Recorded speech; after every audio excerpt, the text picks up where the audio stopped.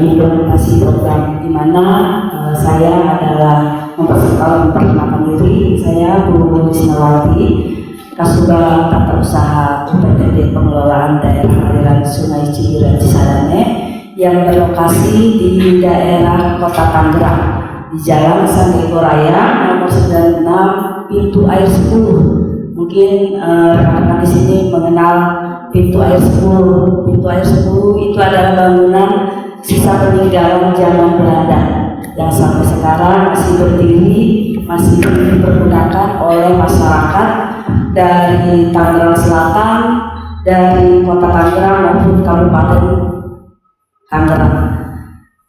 Lokasi kami bekerja adalah berdekatan dengan pintu air 10 yang saat ini pengoperasionalisasiannya adalah Pegawai Provinsi Banten, di mana Pegawai Provinsi Banten itu mengatur pintu air, bukaan dari air dari hulu untuk bisa dialirkan ke hilir dari Batu Belang.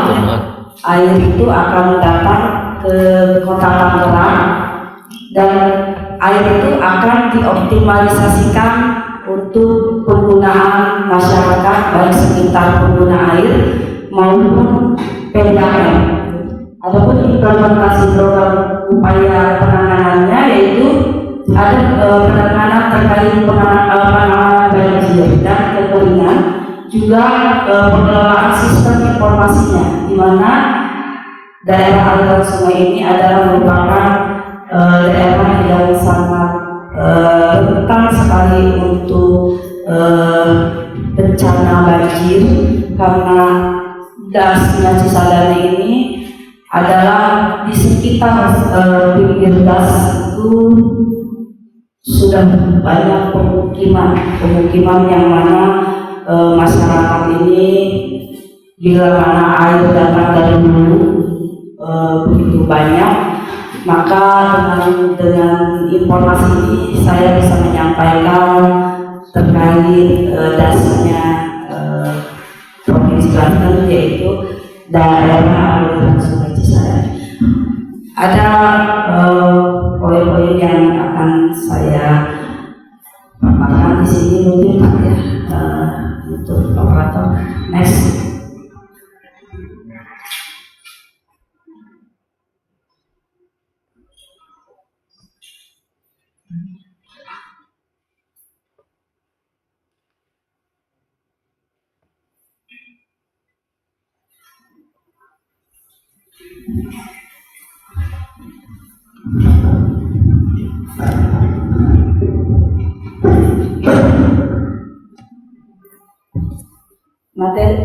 Materi yang dapat ditampilkan dari yang saya buat adalah tentang implementasi program upaya optimalisasi penanganan banjir dan kekeringan dalam pertumbuhan ekonomi dalam pengelolaan sistem informasi daerah aliran sungai Cibiran Cisadane. Pertumbuhan konservasi sumber daya air di Indonesia saat ini memang pada kenyataannya masih belum bisa dimanfaatkan secara optimal oleh masyarakat, padahal sektor pemerintah itu sudah mempunyai peran penting. Peran penting di sini adalah penanggulangan untuk bencana kekeringan dan peningkatan taraf kesejahteraan, di mana merupakan suatu kebutuhan pokok untuk manusia yang dapat bermanfaat. Aktivitas manusia di bidang pertanian, industri, rumah tangga yang dapat menyebabkan pencemaran, di mana kebutuhan air semakin meningkat, tapi kualitasnya semakin menurun. Next.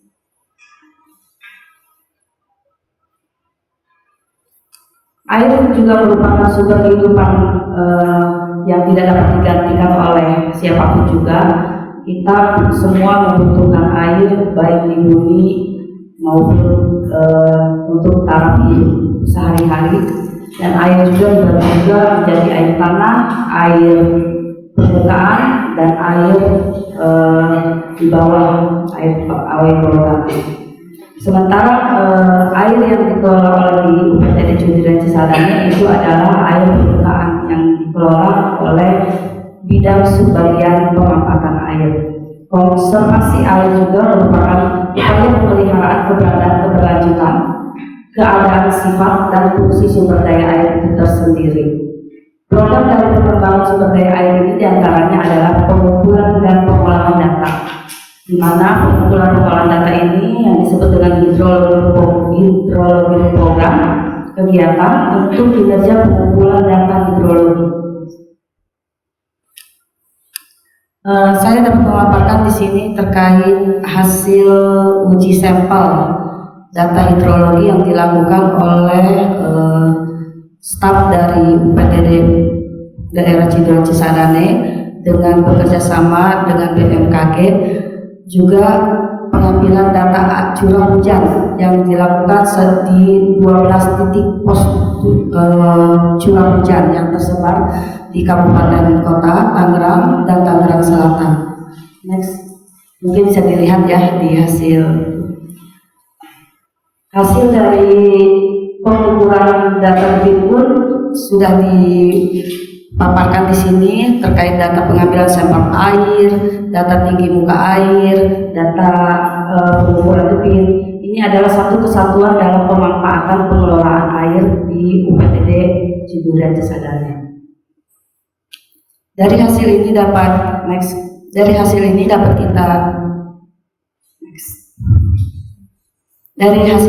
kita buat kajian bahwa implementasi program ini bisa terbentuk atas kerjasama dengan instansi yang lain, di mana harus saling berkesinambungan, baik pemanfaatan air ini bisa berkelanjutan bila mana kita menggunakan program informasi ini kepada masyarakat untuk dapat dipergunakan agar masyarakat juga bisa mengetahui pada saat curah hujan semakin tinggi, informasi itu dapat tersampaikan sehingga penanganan banjir di wilayah Kota Tangerang itu bisa terrealisasi seminimal mungkin untuk bencananya. Next. Dari pembahasan ini dapat disimpulkan bahwa UPTD daerah aliran Ciduran Cisadane adalah merupakan UPTD yang pengelolaan informasinya adalah tidak dapat dipisahkan dengan pengguna air dan PDAM, karena hasil dari air bila mana kering pun berdampak kepada masyarakat yang selama ini menggunakan PDAM di wilayah Kota Tangerang. Mungkin itu aja Pak paparan dari saya. Lebih enaknya mungkin nanti tanya jawab untuk memperdalam, untuk pengenalan bahwa UPTD DAS itu di Cisadane itu di mana letaknya. Bendungan Cisadane mungkin sudah terkenal hampir dunia ya Pak ya. Dunia itu mengenal Bendungan Cisadane yang dibangun pada saat zaman Belanda. Nah, ini menjadikan satu momok persatuan kita Pak untuk semakin menggiatkan bahwa ada sejarah di Kota Tangerang yang belum tersentuh oleh mungkin teman-teman, seperti apa sih bendungan itu, kegunaannya, pemanfaatannya, dan dasnya, sehingga kebijakan untuk das itu bisa berkesinambungan. Terima kasih Pak. Assalamualaikum warahmatullahi wabarakatuh. Waalaikumsalam. Ya, next. Ya, policy konteksnya kawan-kawan mahasiswa nanti bisa juga disambungkan irisannya dengan Bu Risna. Coba next.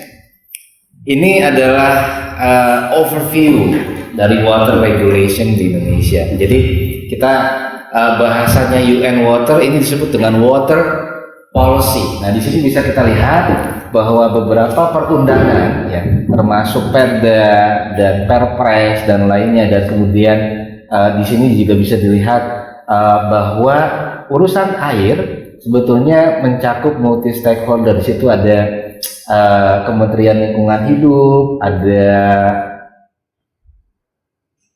gubernur, bupati, wali kota, komunitas, dan NGO, media, dan bahkan industri. Nah, kenapa seperti itu? Karena permasalahan air kan ada juga persoalan water justice misalnya, keadilan air.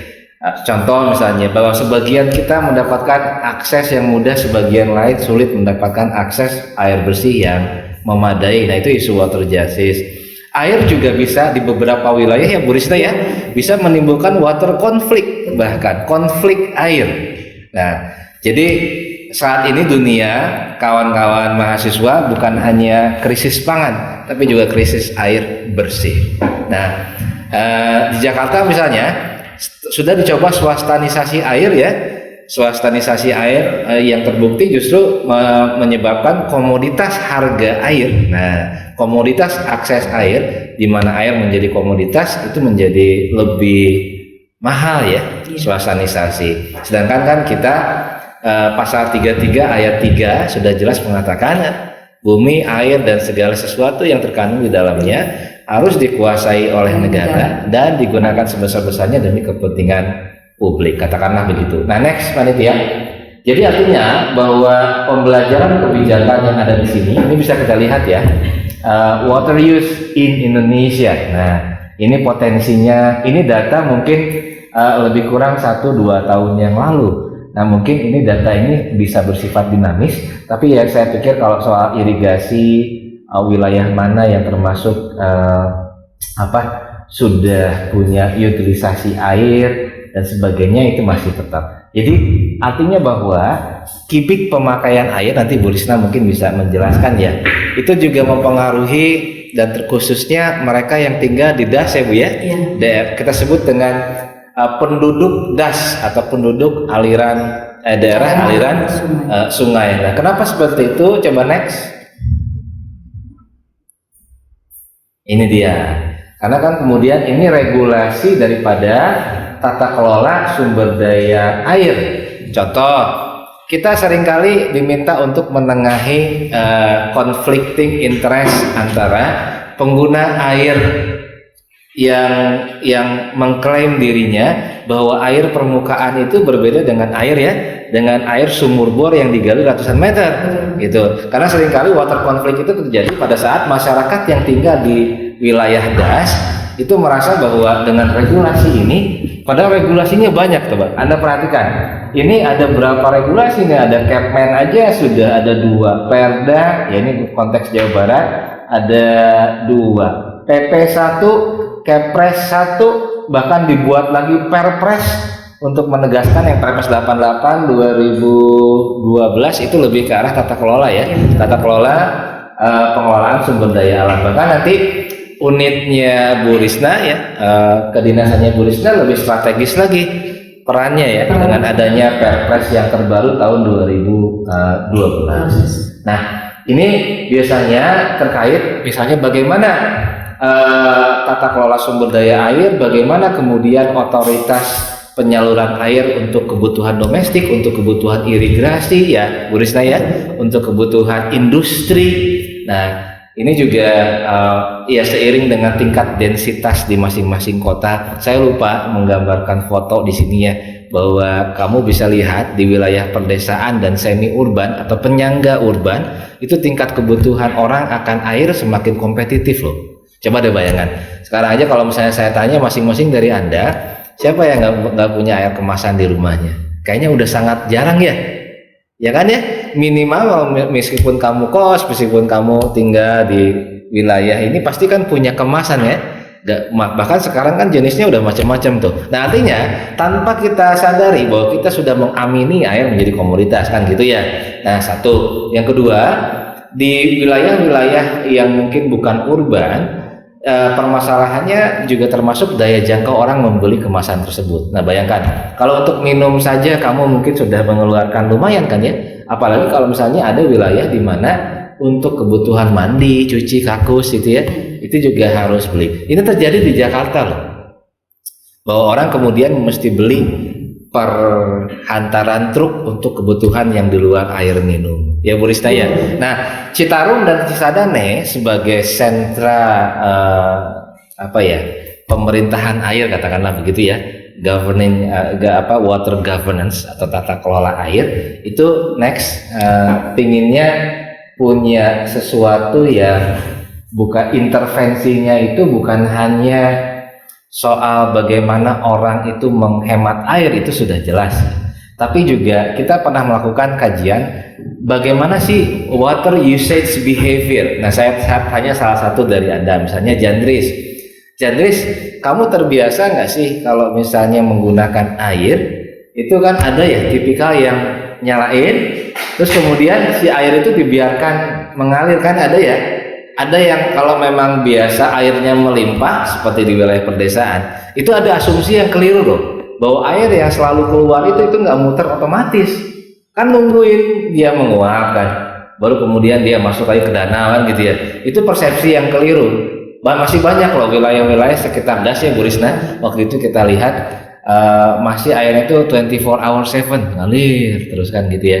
Nah, itu yang menjadi concern pemerintah. Nah, makanya biasanya perusahaan-perusahaan air yang berdiri di wilayah Das itu dituntut untuk melakukan sebuah tanggung jawab sosial atau yang lebih dikenal dengan corporate social responsibility. Nah, minimal mereka intervensi di wilayah-wilayah di mana air menjadi barang publik. Contoh sekolah gitu kan ya, rumah ibadah, masjid, rata-rata di wilayah yang kami teliti, lalu kemudian domestik. Nah, Anda mungkin nggak menyangka bahwa di beberapa wilayah perbatasan Getbrong, Cianjur, dan Sukabumi itu ada wilayah-wilayah di mana si CSR ini menyediakan pipa-pipa yang digunakan satu RT satu pipa loh. Nah, jadi artinya pada saat kita mendengar narasi kebijakan ini, kan berarti bahwa akses air sangat berharga jadinya ya. Mungkin tidak terasa untuk mereka yang memang akses airnya yang lancar dan baik-baik saja, tapi akan terasa bagi mereka yang ironisnya, ini Bu, ironis Bu, tinggal di wilayah aliran sungai tapi kesulitan untuk mengakses air. Nah, di Cisadane itu kan problemnya too much water gitu ya, atau terkadang airnya kering. Nah, saya nggak tahu kalau Citarum kan punya permasalahan itu ya. Di musim penghujan dia melimpah sehingga BPBD setempat, Badan Penanggulangan Bencana setempat, kelimpungan untuk limpahan airnya. Di musim kering kekurangan, agak surut. Sehingga kemudian pemerintah akhirnya harus membagi antara mana nih yang alokasi domestik, mana nih yang alokasi industri, dan mana yang untuk pertanian. Nah, silakan Bu Risna, kalau di Cisadane nanti teman-teman mahasiswa juga mungkin mau nanya, tapi pertanyaan saya satu aja, kalau di Cisadane apa akar masalah yang sering dihadapi oleh pemerintah Provinsi Banten ini dalam kaitan pengelolaan air sungai? Silakan. Terima kasih untuk terkait pertanyaan Bapak Dr. Riswanda. Permasalahan di Cisadane pada dasarnya adalah di mana keterbatasan informasi kepada masyarakat terkait penggunaan air, di mana juga ketersediaan pembagian antara PDAM maupun masyarakat dan industri, karena di sekitar daerah Cisadane itu banyak pabrik dan PDAM pengguna itu rata-rata di kota Tangerang itu adalah pengguna pemakai air dari PDAM. Jadi kemungkinan industri memang mengincar wilayah-wilayah Das ya Bu ya, terutama mungkin industri yang memang membutuhkan ribuan kubik gitu ya kapasitasnya untuk sumber air. Untuk baik, sumber air, untuk membuat air kemasan dan air minum yang dikonsumsi sekarang bisa diperjualbelikan, Pak. Jadi pada dasarnya peran pemerintah di sini adalah untuk bisa mengupayakan pembagian itu, di mana masyarakat pun tidak merasa kesulitan. Untuk pengguna masyarakat itu air itu dipergunakan untuk persawahan, karena di daerah Tangerang juga masih banyak persawahan, dan aliran sungainya juga dibagi-bagi lagi untuk komunitas industri maupun PDAM. Jadi pada dasarnya informasi inilah yang akan dibangun oleh pemerintah Provinsi Banten, yaitu mengenai sistem informasi air yang ada di Das Cisadane ini. Sekarang sudah dilakukan upaya-upaya untuk kita mengukur ketinggian muka air, untuk membagi penggunaan air, juga untuk menginformasikan kepada masyarakat bila mana di saat air berlimpah. Nah, masyarakat ini sudah bisa mengantisipasi dari debit yang akan diinformasikan ke masyarakat ini. Mereka mengantisipasi akan ada dampak apa nih jika air berlimpah. Kalau boleh dijelaskan pada kami, bentuk sistem informasi air ini kayak apa, Bu? Apakah aplikasi atau misalnya platform lain?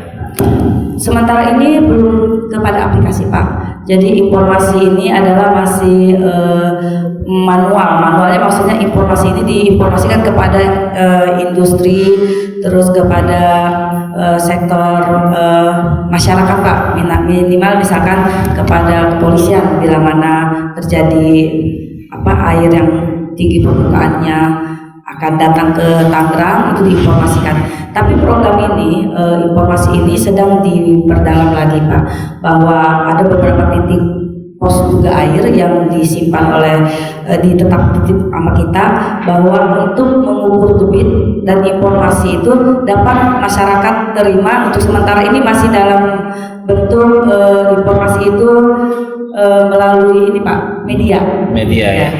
Jadi sementara ini masyarakat masih dapat mengakses itu melalui media. Untuk kedepannya mungkin akan lebih dipertajam lagi bahwa Das Cisadane ini punya upaya-upaya ke depan untuk program informasi ini kepada masyarakat sekitar. Berarti kalau boleh saya sebut, kesimpulannya harus ada literasi air gitu, Bu, ya? Betul. Literasi air yang menutup gap atau kesenjangan antara pengetahuan orang soal air, ya, mau debit mau kekurangan gitu, Bu, ya. Dan kemudian apa kapasitas penyediaan air yang dimiliki oleh satu pemerintah dan kemudian sumber daya alamnya itu sendiri gitu kira-kira, Bu, ya. Nah, lalu kemudian dalam bentuk keberlanjutannya literasi air ini kira-kira stakeholdersnya siapa aja nih? Ada UPTD Cisadane pasti, ya. Betul. Lalu dari sektor non pemerintah siapa aja? Dari sektor non pemerintah itu ya kita dari kepolisian, ya, Pak, ya, kita tetap dilibatkan untuk memberikan informasi, terus TKP SDA, lembaga terkait SDA-nya, dan pemerintah kementerian juga, Pak, kita libatkan pemerintah Balai C2, di mana penanganan di situ harus diinformasikan juga, Pak. Nah, itu akan yang kita olah di pemerintah ini. Sebetulnya sudah berjalan, mungkin lebih untuk mempertajamnya lagi saja untuk terkait pengelolaan informasi DAS ini akan dimaksimalkan. Ya, semoga ke depan ini masyarakat tidak perlu mencari informasi kemana-mana, cukup dengan satu itu sudah bisa berekstensi. Baik, silakan ini kawan-kawan mahasiswa mungkin ingin bertanya terkait water policy, gitu ya. Jadi kebijakan air ini juga menjadi trending topik dunia.